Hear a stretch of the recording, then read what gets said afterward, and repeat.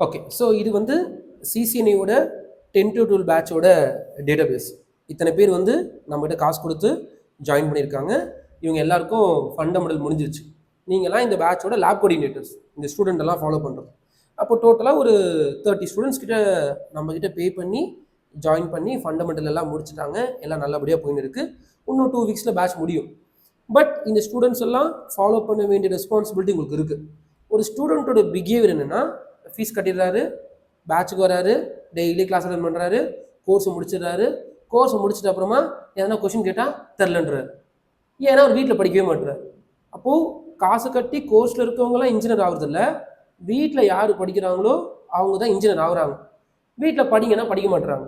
அதுக்கு நம்ம சைட்லேருந்து ஒரு சில ஸ்டெப்ஸ் எடுக்கிறோம். அப்போது நீங்கள் என்ன பண்ணணும்னா, இங்கே இருக்க 30 ஸ்டூடெண்ட்ஸுக்கும் கால் பண்ணி டெஸ்ட் வைக்கணும். உங்கள் கண்ட்ரோல் தான், டெஸ்ட் வைங்க, லேப் என்ன முடிச்சிருக்காங்கன்னு கேளுங்க.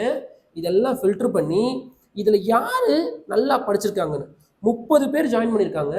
சுரேன் நெட்வொர்க்கில் 30 பேர் படிச்சிருக்காங்கன்னா 30 பேர் இன்ஜினியர் ஆயிடுவாங்கன்னா அதெல்லாம் பொய் கிடையாது. இதில் ஒரு 20 பேர் நல்லா படிச்சிருப்பாங்க, 10 பேர் படிச்சிருக்க மாட்டாங்க. நம்மளும் எவ்வளோ ட்ரை பண்ணுறோம். ஆனால் என் ரிசல்ட் படி 30 பேர்லேருந்து 20லேருந்து 25 பேர் தான் நல்லா படிச்சிருப்பாங்க. அந்த 20லேருந்து 25 பேர் யாருன்னு எனக்கு டிக் பண்ணி காமிச்சிடணும். யார் யார் என்ன லேப் முடிச்சிருக்காங்க, டிஹெச்சிபி யார் முடிச்சிருக்கா, ரியல் டிவைஸ் யார் முடிச்சிருக்காங்க, யார் கொஷின் கேட்டு ஆன்சர் பண்ணுறாங்க, யார் கம்யூனிகேஷன் நல்லா இருக்குது, அதெல்லாம் பண்ணிட்டீங்கன்னா நெக்ஸ்ட் மந்த் வர பிளேஸ்மெண்ட்டுக்கு அவங்கள மட்டும் அனுப்புவோம். கண்டிப்பாக இதில் ஒரு 5 பேர் காசு கொடுத்துட்டு என்ன கோர்ஸ், என்ன டீம், என்ன மேட்ச்னே தெரியாமல் யாரோ ஒரு 5 பேர் இருப்பாங்க.